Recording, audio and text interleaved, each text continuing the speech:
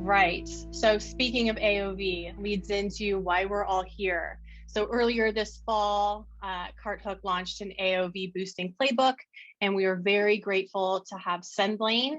Sendlane was a contributing partner to the playbook, and we love the ideas that Jimmy's team added to the playbook around increasing your AOV through email marketing. And one stat, I have a history in email marketing. My previous life, I worked at an email marketing company, Emma, and I've got a little rusty on my stats, but correct me if I'm wrong, but email still drives around 40% of revenue for direct-to-consumer brands. Is that right? Yeah, I mean, it all depends on how you're tracking it, but if you're looking Yeah. at just raw attribution at the simplest form of like being able to view it, yeah, you can see that. Generally, I would say if you're doing direct attribution, it's probably closer to 20 to 30%. Still not a small number, still great. So thanks. So we thought, if our merchants on CartHook see around 10% lift in sales on the post-purchase side, how can we help them continue to increase revenue, especially as we're getting very close to Black Friday, Cyber Monday. And after reading the chapter by the Sendlane team, we felt that it made sense to include email marketing. Email marketing is such a powerful way to kind of add to increasing your AOV. So that is how we got here. And Jimmy, I am so excited to now kick things off to you.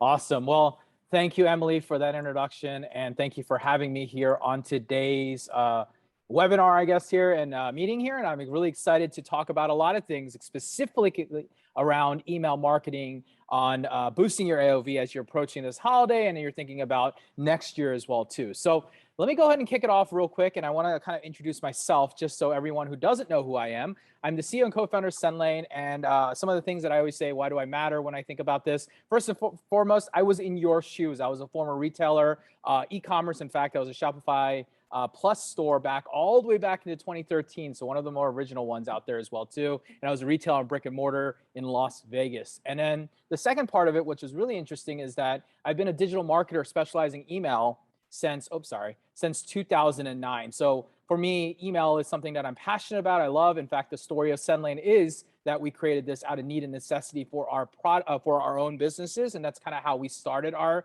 kind of journey into it and eventually became an actual business in 2017. So it's a pretty interesting little story we have, and I'm not going to talk about that too much, but just to kind of talk about it. So I will be relating to you as much as I can when I talk through all these different things as well, too. So the first thing I always say is boosting AOV isn't just a simple optimization. In fact, it's a tactic that's developed into an overall strategy. And why I say this is I want people to understand that the idea of boosting AOV isn't where you just go in and apply one or two small things. It's really a strategy that you're thinking about, inherently kind of painting a big picture around what you're doing and then being able to apply that within your business as well, too. So today's AOV boosting agenda will look something like this. So first things first, we'll talk about product personalization. That'll be my first talk that we'll go through. The second thing, we'll talk about behavior personalization. Then we'll talk about the ethical bribe. And then we'll go ahead and wrap it up with talking about actually what goes into an email. We'll talk about the 3 E's of email. It's something that I've formulated years over years of really optimizing what a great email should look like. And I'll tell you exactly how that looks. We'll go over samples of those great emails as well, too, so I can show you what it looks like and give you real life examples of other brands and companies doing it. And last but not least, we'll talk about the subject line as well, too, because that's just as important. However, I'm really focusing on the tactics and the strategy first and foremost here today.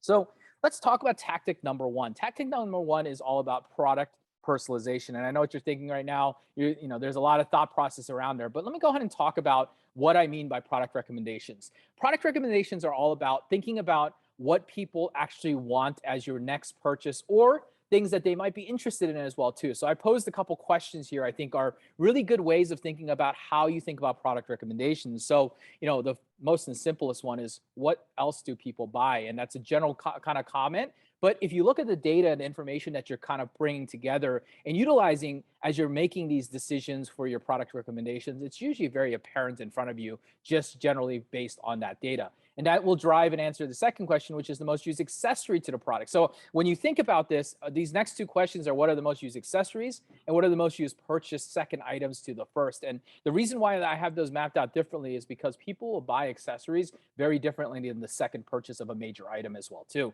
So you've got to be thinking about what do people want and make sure that you have great emails that talk about both. And again, examples will really help clarify this a little bit later as well too. And the last question that I always pose is what is the product they will most likely need to continue using your product? Your products and services that you're selling today, depending on what you're selling, usually has a need or necessity of how to make it better, improve it, refill it, resubscribe to it, whatever that might be. Think about those. And when you think about these, you can start to kind of formulate what your product recommendation engine should look like. And I know you've got automated ones where you're using dynamic information and so forth, but at the end of it, you still need to do a lot of raw data driving, and you should be thinking about looking at the store data to make decisions for your marketing in general as well too. And that doesn't go with just email, but also think about your advertising, your continuous communication to your other channels, to your social media, and so forth.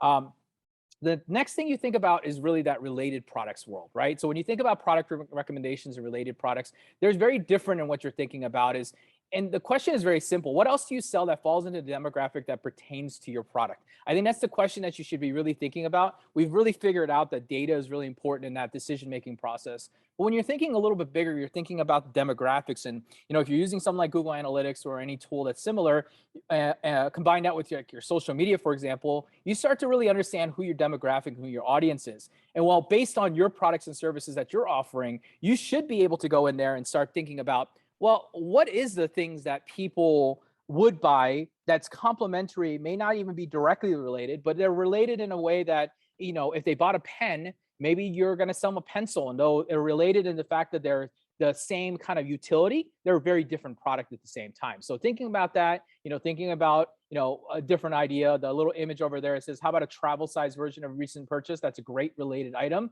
It's not quite an accessory, but quite a much more of a related product that comes into place. And the third one that you can think about is bundles. I think that a lot of people love bundles because bundling is a great way for people to really engulf your product and service, and they think about it. So the first thing I say is FOMO, which is fear of missing out. Others who bought this also bought. I think that's a really powerful statement. The social proof behind that is exactly what you're trying to drive there as well too.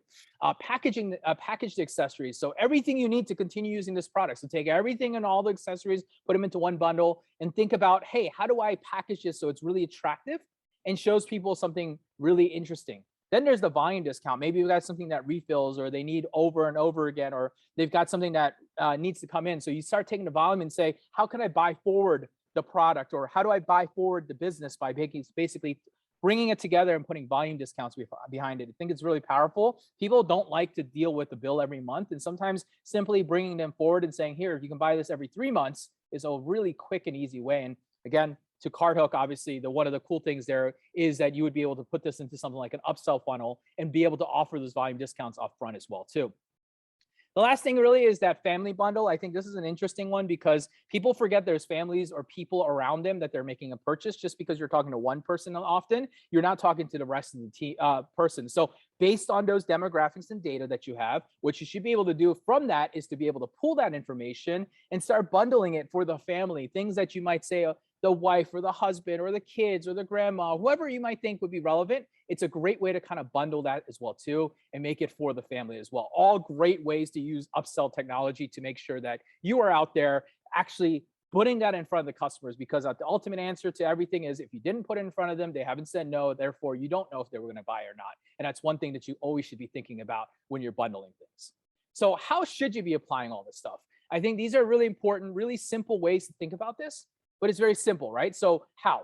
Direct, in their face marketing. I think too many people try to be ambiguous or try to be a little, marketing fluffy. But a lot of times people forget that sometimes you just need to straight ask for it, right? So asking for the sale, it's not a branding exercise when you're doing AOV. You're really working on boosting that. And the way you do that is literally asking for the sale. And I'll talk about that in the edify stage when I talk about it.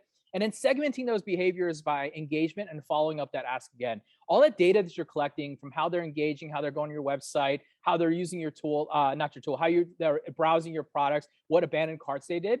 Use that data to really segment and really find out what people want and engage with them. And then those who are engaging but aren't purchasing, follow up and ask again. Just like B2B world, the B2C world, there's no difference. You've got to ask multiple times. People don't make impulsive decisions on one ask. So one of the things that we say is make sure that you're kind of creating a flow so that if a person says no or doesn't respond, it's important to get back in front of them and show them again. All right, so let's move on to tactic number two, which is behavior personalization. Now, we think about behavior personalization as really the act of all that data and information that we get for example, at Sendlane, for example, we're collecting website, your social, email, your SMS information, right? If you can take all that information and make that useful, and that doesn't mean you have to be creepy or you're invading privacy, you're really using it to drive a better experience for the customer. And I think that that's the most important thing to remember in your mind. Your goal here is not just to maximize AOV, but to drive a better experience so that you're giving them the information and the products that they're most likely willing to buy because it's in their mind or something that they're in their life cycle, right? So timings, I'm going to break down a couple different ways to think about the behavior. So first one is timing. So, timing is a great way to look at behavior. And that's talking about, again, the data that you're bringing in, but based on your repeat buying patterns, the patterns that your subscribers and buyers are using today, you can usually build out some kind of model and really quickly look at and say, okay, if a person buys something on product day number 1, on day number 33 on average, people are making that second purchase for the refill or the subscription or whatever it might be to re-up that product or service. And then of course there's current date and relevance as well too. Sometimes you think about the holidays. This is a perfect thing to think about. The holidays are coming up, right?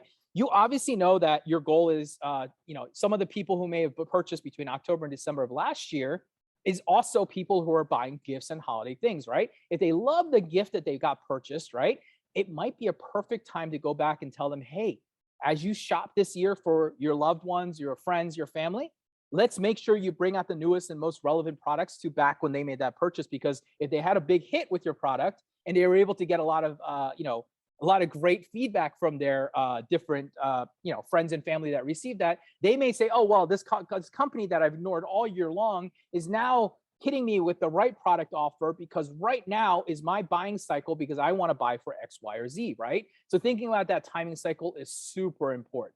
Then we take that behavior, and I talked about this a second ago, website visiting patterns and customer engagement and activity. Again, we're using data to make sure that we're driving these kind of communications. So looking at them with website visiting patterns. So if you go to your marketing automation tool or your Google Analytics, and you can see a lot of people are landing on a certain product or spending their most time on a certain product, or if they're watching a flow on your analytics and seeing that they go from product 1, which is the one that you're recommending, but they end up buying that second or third product, well, you really should be thinking, well, maybe I should be leading with that second and third product and making that first product thing. A lot of times we as business owners, often we think that we know our customers and we know what they want, but sometimes what really helps us with that data, especially the behavior, is it drives us patterns that we can use and drive to make our decisions. And that same thing comes in with customer engagement and activity as well too. As you're thinking about that customer engagement, think about this. If they're engaging with your email, they're interested at some level. And doesn't mean that maybe they aren't truly interested, but looking at that, right? But then you hybrid that with the behavior of their visiting pattern, and you can truly tell how interested they are. If they're coming in, clicking, and then exiting, and you're not seeing it, well, that was the product that wasn't selling. But again, you'll see the data on the auxiliary of things that are converting and so forth, right? And then, of course, the next behavior that you've got to tap into is the scarcity and urgency. I think a lot of companies think about this, and there's a fine balance behind this as well too when I think about these 4 different things. Low inventory, coupon expiring, sale ending, or even the time event of a holiday, final day of shipping, etc. These are all different events that are happening that are really important to utilize and communicate out to your audience. So let's just say you've got an orange pen, and I'm using this because it's the one I have in front of me. I have an orange pen and I've only got like 10 of these in stock. Well, maybe I'll go ahead and say, it's time for me to sell out of this product so that I can use scarcity and urgency to drive the sale. So then I would go to my marketing automation tool or whatever tool you're using and say, I want to find all the people in the last 30 days who have added this pen to the cart but did not purchase. That might be your first segment. Then you might say, give me all the people who visited my website, looked at the orange pen, did not purchase, but did not even add to cart. That's your second segment right there, right? You've got 2 very core segments of people that between those 2 core segments, I would hope that you can take this orange pen and tell them, I've got low inventory, maybe I'm giving you free shipping today, or I want to give you a 10% off coupon, whatever that might be, and be able to put it in front of them. So thinking about that data and utilizing it is a really great way to use behavior to drive scarcity and urgency. And that doesn't mean it needs to be false again. It needs to be real, but you got to use your marketing hat and come up with different ways and angles to be able to do that as well too. So that's another one that we think about. So how do you start applying this? So again, you'll keep seeing this kind of story. Leverage your segmentation, understand your store data. Again, I don't talk about just marketing automation. I'm talking about using CardHook, your Google Analytics, using all the different information, including your Shopify store information as well too. So you can understand the data and be able to store that data and then be able to break it apart and find that exact information on what behavior that's really driving the purchase and intent of your customers. Then the next thing goes back to it is analytics and social media. I think what's cool about social media that's really interesting is you've got an Instagram page or a Facebook page, you could actually see the insights of your users and look at how they're engaging with you. Well, guess what? The time that they're engaging with you on social media is probably the time they're on their device at most often. So if they're in your device and they're engaging with you there and you start looking at your website, a lot of times you'll see your website and your social kind of line up in a lot of ways. So use that information to your own benefit. Suddenly you might realize, hey, I've got a lot more females looking at my product than males, or I've got younger teens looking at my product, or I've got older generation, right? Whatever that might be exactly, start using that information again with your segmentation to really drive better understanding and a very much a high level understanding of your customers. You obviously need to continue drilling down, but the idea here is leverage that data and make sure you're using it like as an extra tool for yourself. Absolutely free. I don't think it's not something you shouldn't be using. Leverage your store inventory, and I got a little cutoff there, but drive business and find opportunity, right? When I think about my store, we used to look at all the different products within us. Of course, we got our hot sellers and our favorite thing, but some things that you've got to be thinking about is all these products that you don't give the love to, you don't spotlight, you don't put on the front of your website, you don't pop up, you don't email. Think about those products and think about how you can take those products and micro segment and micro targets back to your audience based around your store inventory, especially that overstock stuff. Holiday seasons, best time of the year to do this kind of stuff. When we used to do our holiday seasons, we would take all the overstock inventory and slap it right up front. And you know why we did this is because people who were visiting us at that time of the year weren't buying for themselves. They're buying for other people. So they're actually looking for deals very often. And when they're looking for deals, it might have not been for them, but because it's a brand and something they trust and love, they might look at that and be like, hey, that's a $5 t-shirt instead of going out and buying the newest one for $25. And ultimately, the gift of giving is still there and the thought process is still there. I believe that you'll like this, or maybe you won't like it, but that's not really, unfortunately, not how people think about this. They think about, hey, I think they'll like it. If they don't, they don't, but that's what you do. So you think about leveraging your store inventory. And then the last one is the variable, the indirect and direct. I think that a lot of people, when you think about behavior, it's good to be direct, like I've been talking about, but it's also be very good to suggest a wide variety of offerings. So you can start to understand the patterns again around what your people want. When you start offering 5, 6, 7 products on email, for example, you will be able to start seeing the clicks and the engagement. So you'll see the click first, which ones they're clicking on. Then you'll see exactly where they went to your website and where they ended up landing, and then eventually what ended up purchasing. 1, 2, 3, you take that data and you say, all right, that's the direct offering that I should be making, not the indirect offer. And that's another way to come after it, especially for those who are a little bit newer or, figuring that out as well too. So that's also a very important thought process when you're going through this as well. Now, let's talk into the ethical bribe. I think this is one of my favorite ones because I think every business does it. Unfortunately, they don't always do it the best way. And I think what you've got to do is kind of come up with it. And I put the word ethical in front of it because it's all about still staying honest and true to yourself as a business. However, coming up with different ways and angles to do it. And I think at the example level, you'll start to see it. But here's some ideas. Free shipping, free gifts, reward points, entry into a contest, new partnerships, or even a financial incentive, a buy now, pay later, right? So there's a bunch of different ways to kind of create that ethical bribe. And it's up to you to kind of figure that out within your business. But here's some ideas that you can put into it, because a reward point program, it won't really cost you money if you've already got a program already set up or an entry into a contest. That's just engagement. You're just getting people excited about an opportunity to win something. A new partnership is really exciting as well too. I think that's a great ethical bribe. You bundle something, and I'll show that in some of these examples in a second. Or even if you have financial incentives. I think these little things like Klarna or Affirm and all these different financial incentive products that are out there, they're a great way to get someone to accelerate and move forward that purchase, right? Everything I always say is always about how do you bring in that LTV forward? How do you bring that purchase behavior forward? And that's the same idea that you're doing with an ethical bribe as well too. So when you think about an ethical bribe, it's very simple. Again, data-driven, survey, identify. Exciting, it's got to be better than your normal. If you're always the free shipping guys, throwing free shipping in front of them is not exciting. If you're always the 20% off discount company, giving them another 20% or 22% is not exciting. Go on and beyond, find something that's on and beyond your normal. Last but not least is positioning. Does it feel special? If you don't think it feels special, your customer does not feel special. If your company doesn't feel like you're doing something out of the ordinary, it's most likely not out of the ordinary. So make sure you are positioning your offer as well too. So that drives to, and this is wrong, it's not supposed to be tactic 3, it's supposed to be the next step, which is the 3 E's of great email.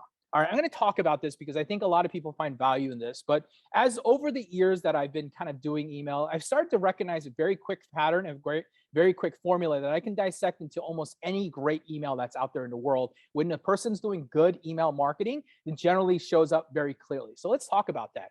It all starts with the right message at the right time. It all starts with the right message to send at the right time to the right person. So a body of a great email looks like this. First, we need to excite them.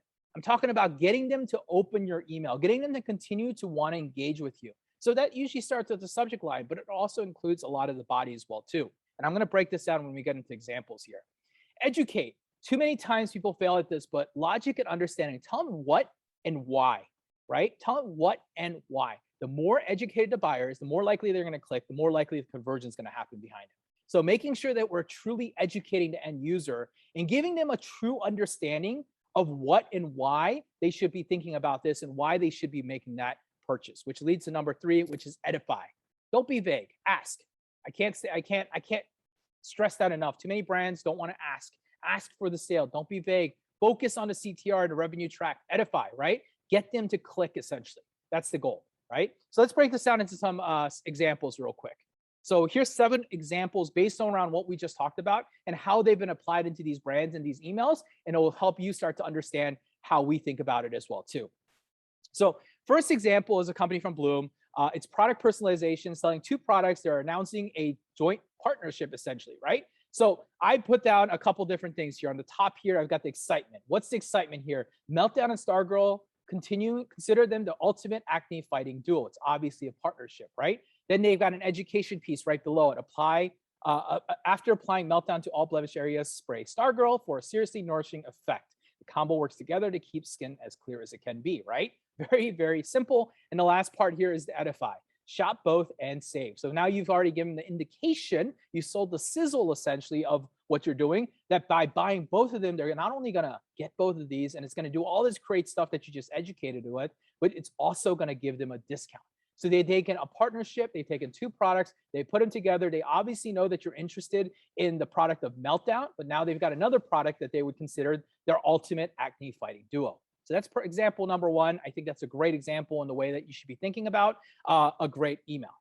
Second email, upsell as an accessory. And I talk about this because this, again, comes in and talks to people directly. This is beer brand.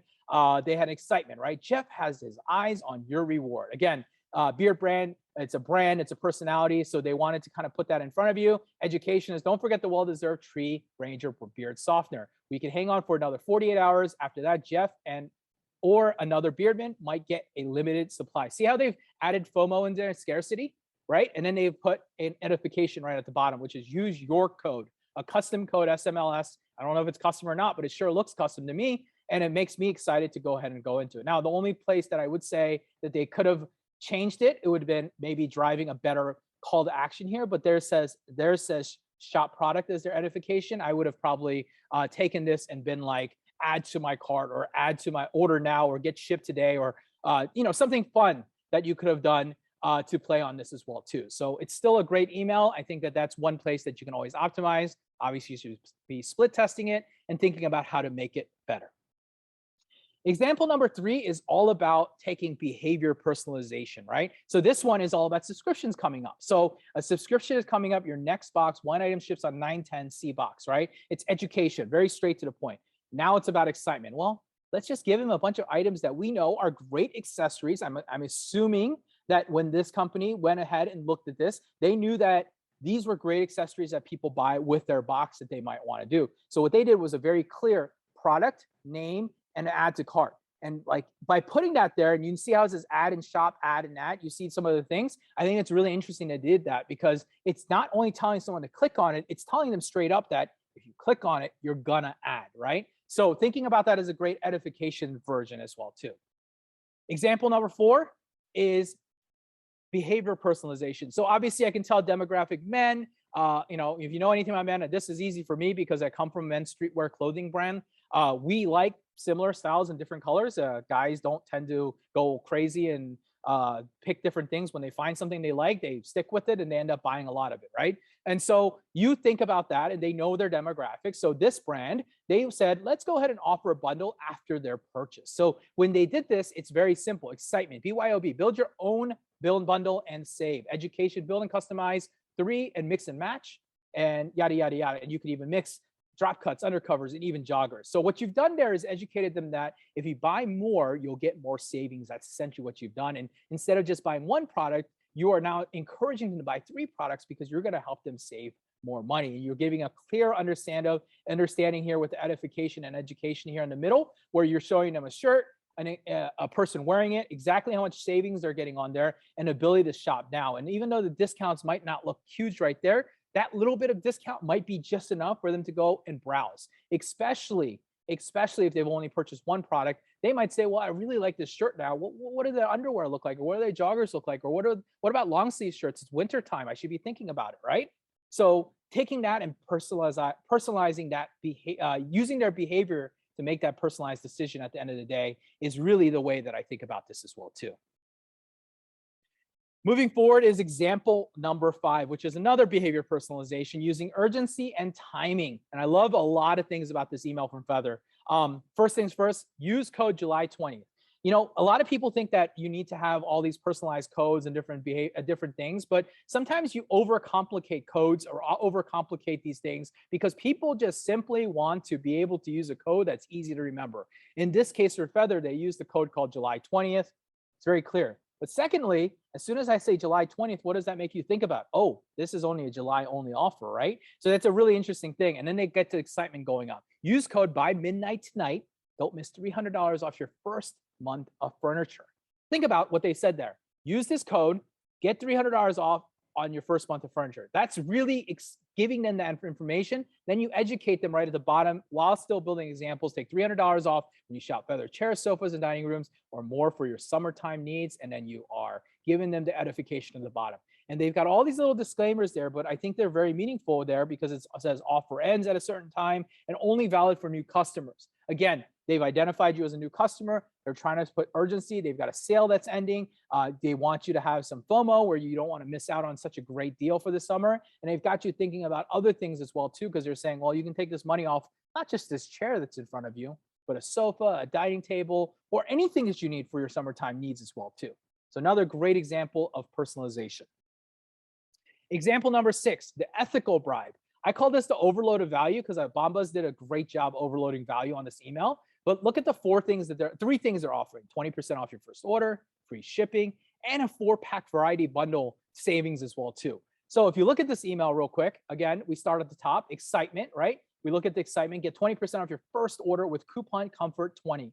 They did that again for a reason. Very simple coupon to remember, very obvious. You're getting 20% off. But then they're going to give you free shipping and returns on any order over $50. Now, Bombas socks aren't that expensive, so they know you've got to make some level of purchase in order to get to $50, which is why they stacked it with education around 4-packs. I'm guessing a 4-pack is probably close to $50, but not quite $50, right? And so when you think about that, what's going to happen there is it's going to make people go, well, I need 2 4-packs because people buy multiple socks. They don't just buy one pair of socks. So they're really taking that idea and really driving an ethical bribe in front of them by packing a lot of value into that order. That doesn't mean you have to give away the house. If you think about it, really 20% off your first order, you got free shipping on returns over 50, and then you got bundles. Well, you want people to buy bundles, but that may not get to the 50. I'll still give them the 20% off unless the bundle doesn't have a discount. So there's a lot of ways to play that and think about it. And even if they end up ordering 1 pair of socks or 1 bundle of socks and getting 20% off, they're still a customer at this point. They've pulled out their wallet. They might have not spent the $50 on that,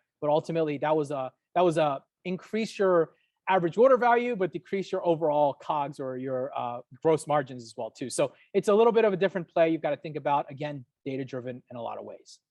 And last but not least is about the first order immediate gift. I think a lot of customers or a lot of businesses don't take advantage of this idea of getting someone to pull out their wallet as soon as possible for that second purchase. I understand, we want to make sure that we're driving great experience, taking a look at Thrive Market, they are all about giving you a first order exclusive. They've now said, you've made an order, so guess what? I'm going to give you something for absolute free, up to $24 in value. So they're putting a number behind it, in fact, and they're giving you all the pictures of all the different products that you can get for free.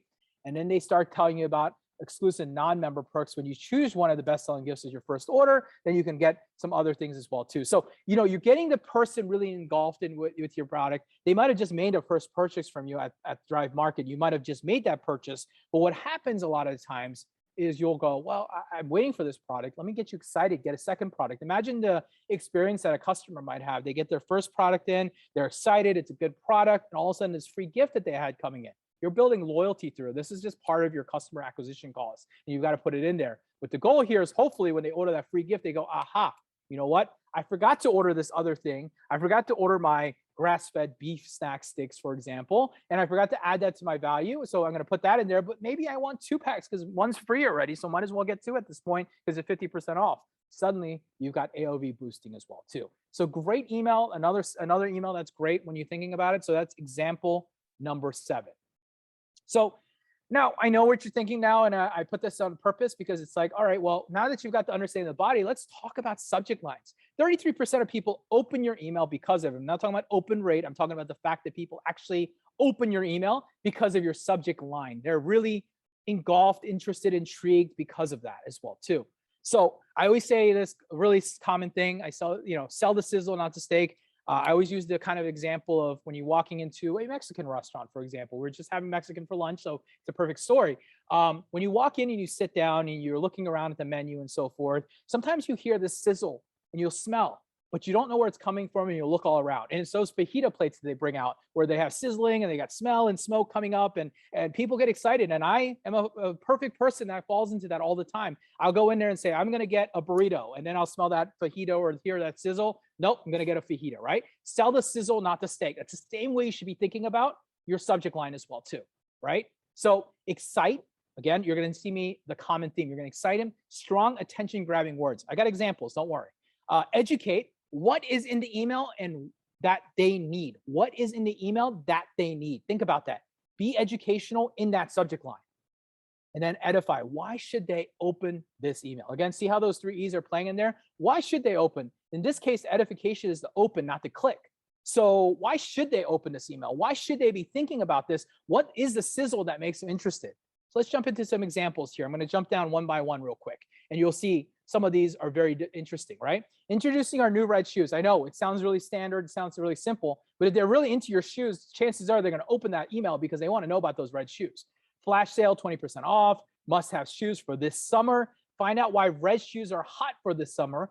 Get your red shoes today, pay later. Today only, free shipping plus 20% off.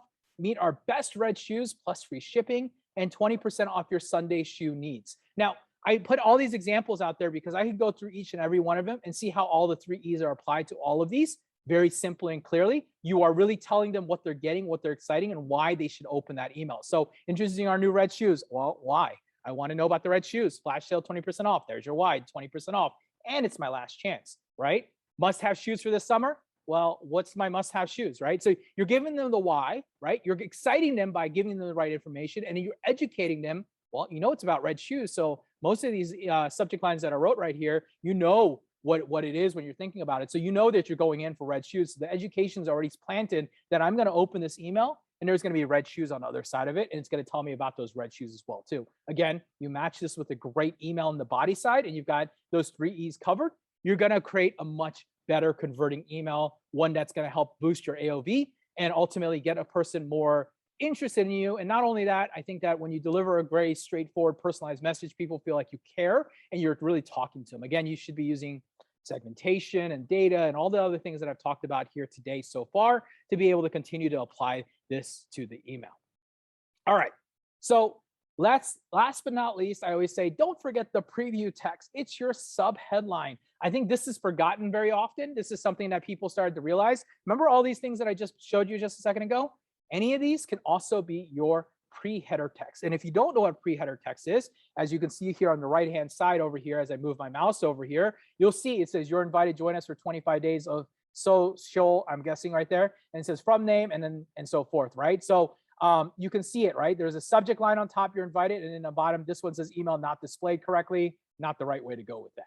Hey there, I just want to share. That's probably taking a different ones, but look at that last one from Camille from Presley, right? This week's best content curated with, right? So I love this one because it's the no BS guide to building a solid, and it's getting you intrigued. What is the no BS guide, right? And then it says this week's best content. Well, wow, like I need to know what this week's best content is. So you're using subject lines twice almost, but it's also just as effective and useful in this day and age because people get tons of emails each and every day, and you've got to make sure that you're standing out. And the way to stand out is better words. Just like if you go into a great website and it's got a headline, a subheadline, and it tells you what it's doing, it's no different in email. I think that everyone should be thinking like that. Use that subheadline. It is so important just as much as subject line. I don't know if there's great data out there right now on how much the pre-header text really is involving or improving the open rate, but I guarantee that at least has a few % lift over a normal subject line as well too.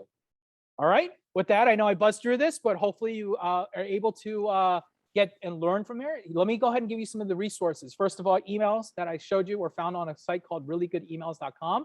Great site to look at, a great resource that you should always use. I love it. I think it's the best way to go look at them. Doesn't mean all the emails are great, but in my opinion, at least I'll let you have a great research place. Download these slides here today. Sendlane.net/increase AOV is how you can get these exact slides so you can download them. And if you got questions, my line is always open. My email is so simple. It's jk@sendlane.com. Shoot me an email if you have any questions. I'm always open to help. I may not be able to always help you, but I will drive you in the right direction. So that's it for me today. Hopefully I hit my minute mark. Yep, I did from what I had my timer. So Emily, I'm going to bring it back to you. Yeah, Jimmy, great stuff.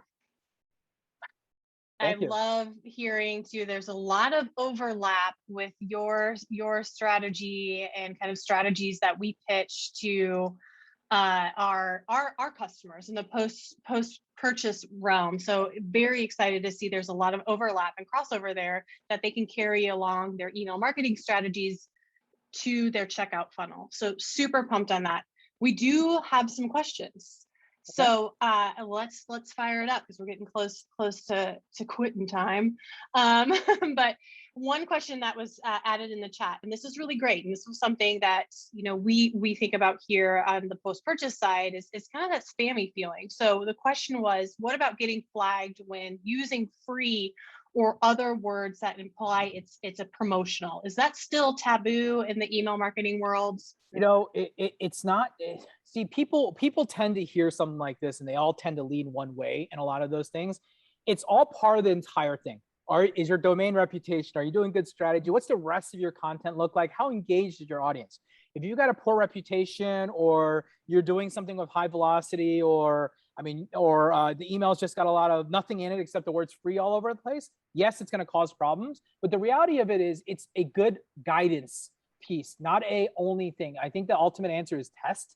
If you're doing your good job with the rest of your email marketing, you're keeping hygienic lists, you're talking to people that want to talk, you're building it properly, you're doing opt-in information, it doesn't matter. But if you've got bad engagement, you've got poor audience, people don't really care to hear from you, then you're probably going to get flagged. So when we think about it, I don't think free or guarantee or all these different words that you can put out there are bad words. They're just words that you've got to make sure that you've got enough balance between them. So I'm talking about if you put a bunch of images on your email and you're doing everything via email, well, then the only thing, the robot, and I think this is the most important thing that I always say is, remember, it's a robot reading your email that's making that decision. That robot sees a bunch of images and sees the word free on your headline, you're probably gonna end up in subject spam box, right? But if you put free and you put a bunch of stuff, put great content in there, readable content for the robot, then there's a much better chance that you will end up in the inbox. That doesn't mean that's bad or not. It just depends on the brand. I mean, you could be Apple and you can write the worst spammy stuff in the world in inbox because everybody wants to know about them, right? Or as opposed to if you're a small brand, you need to be a little bit more choice with your words. But it's all about engagement at the end of the day. If they're engaging, they're clicking, they're buying and purchasing, then you should be using it in the right way as well too. Love it. Solid. And it kind of leads me into, again, understanding your audience and who you're marketing to. As we all know, there's been some recent changes with iOS recently. Curious kind of what your tips are for your email marketers to adjust kind of the holiday strategy, knowing that they're going to have to work with new limitations. Yeah, this has been interesting because, obviously we're being intimately kind of watching this and following this. So, two real things. I think, first of all, the adoption is not as big as we thought it would be. So, it hasn't adopted. Obviously, it will adopt. I think it's a supply issue that's causing the lack of adoption, meaning most people upgrade to iOS because they got the newest phone, right? Well, supply, if you've gone to an Apple store, they're completely sold out till end of November at this point. So, I think it's a supply issue why not a lot of people aren't doing it. However, we are seeing some of the effects and some of the different things. At the end of the day, I don't think it's going to be as great of an effect as people have kind of blown up it and made it such a gloom and doom type of scenario. What we're seeing is it's very simple, and I'll explain it. And I think this is the easiest way. All it's doing now is the way an open is tracked normally on an email is through what we call an invisible pixel. It looks like a little empty pixel. It doesn't have an image, so you never see it. But what we see is that invisible pixel load and fire that data back to the ESP, for example, whatever is the tracking device is, right? And that's how we see it. What Apple is doing is very simple. As soon as the email goes out, instead of for better customer experience, instead of taking it and waiting for the person to open the email, then loading the email up and reading it, it's pre-opening and pre-caching all the images and all the information and all the links in there. So what it actually does is immediately fires off a immediate what's the word I'm saying? Immediate open, right? And then from there it stops reporting anything happening. On that second open, when the person actually comes up and shows up into it, it does fire and track the second open, which is ultimately your first open, right? So that's really all it really is at the end of the day. That's the simplistic, that's like the way that I would say simple on the thought process of what's actually happening. All right. So I wanted to explain that part first.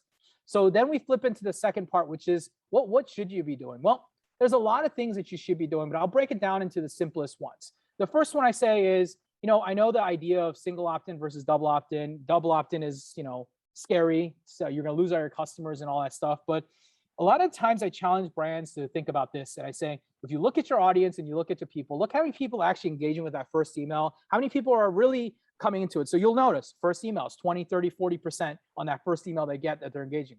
What about the other half of them? Well, the reality is with those people, they typed in an email and they stopped caring about what you're sending anyways. Confirmed opt-in, make sure you're keeping the people that care, right? That's the first one I think about. The second one is, I'll go back to it, segment on other data. There's so much data available that we're collecting. You don't need to use a kind of a prehistoric, outdated metric called open rates. And you should be thinking about all those other data points as well too. The third one is clicks, right? So we think about the clicks now. Historically, we thought about click is click. You make a click, what's my CTR? Now it's time to think about what are those clicks? What was the CTR of those exact clicks? And where did they end up on my website? And what was their behavior behind it? All the things that I've been talking about today are the things that make you a good marketer, are just more needed here today in the world of iOS. Testing, obviously testing is very important, but not basic split testing of A/B. You should be doing actual body multivariate testing. So you should have a more advanced split testing tool that you should be thinking about when you're doing these things. The segmentation of ISP. People don't even think about this, but Gmail, Yahoo, AOL, Hotmail, all these different TLDs, they call them top level domains, which are your email providers of these email services essentially, right? Segment your audience based around that. Don't keep your bucket together, because what you need to decide and understand is, how is your audience working? Because as far as this is concerned, in the other days, Microsoft, for example, has never let you track their opens unless they hit this thing called show image on their image already. So it's not like it's a new thing out there in the world. It's just the device-centric one, regardless of the ISP, which is why people were scared about it. So segment on that and start drilling down and start understanding where your audience lives on Apple. And you'll probably find that it's mostly Gmail, for example, where AOL, Hotmail, and a lot of these other ones won't have this issue at all, because, well, devices of people who are doing it fit a certain demographic, and not all the demographics of AOL or a Hotmail user or a Microsoft user generally has very different demographics and usage versus a Google or Gmail person, right? And last but not least, content. I think this is very obvious, but man, I think this is the biggest thing that people are going to have a rude awakening with, is like, people tend to copy content. They try to be simple. They a lot of times where people learn email marketing in the world is very simple. They had a boss 10 years ago that was the VP of marketing that says, you, general marketer, are now in charge of email. Okay, well, what do? Well, just put some stuff on a page, whatever it is, and send it out, blast it out. Well, that's how they learned email originally. And then they went out and reapplied it, and then they taught it to the next marketer. And well, content is actually important now. It's no longer just a bunch of images or a big 20% off coupon. It's really about being able to describe and talk and humanize and create an authentic experience with a customer at the end of the day. So I always say content matters a lot right now. make sure that you're driving content, make sure you are bringing, what do I say, the rise of copywriting is here today, which means that things that I loved 10 years ago that people thought were silly, because why would you want to invest all this money on this guy that writes stuff for you? Well, guess what? Our words are exactly what made those conversions happen. You just lost that because it got easy and now it's getting harder. So ultimately, the last tip I give is make sure you're writing good content that you want to read, that your audience you believe wants to read and wants to listen to you as well too. So that's my last one that I give there as well too. I love it. You just dropping so many truth bombs, so many facts and great tips. This was super helpful. I know for a lot of folks, for me as well, you know, it's fun learning about your 3 E's. I think that again can carry over into kind of the checkout flow as well. So they're thinking it through from the email marketing side all the way through to purchase. So really, really great stuff here, Jimmy. This was so awesome to have you on here. Just a little recap for the folks who are online is we will be sending a recording of this event along with all the links and ways to get in touch with Sendlane and CartHook. So keep an eye out on your email for that. One final plug on the CartHook side, if you're interested in kind of implementing a post-purchase funnel to your Shopify store, we have a 14-day free trial. You still have plenty of time to not only change your email marketing strategy, but also your checkout flow strategy as well. So I know Jimmy's team would love to hear from you as well as the CartHook team. So thanks again, Jimmy. And thank you, everyone who's attended. Really, really excited with these takeaways. And love that shirt too. Love the Automate shirt. Super cool. Yep. Cool. Well, thank you, Emily, for having me. Always excited to share information into the world, and hopefully something that I shared with you is available to take and move into your strategy today and start seeing improvements for this holiday. Most definitely. All right, Jimmy, it's always great working with the Sendlane crew. Have a great rest of your day. All right. See you guys later. See ya. Bye. Thanks all.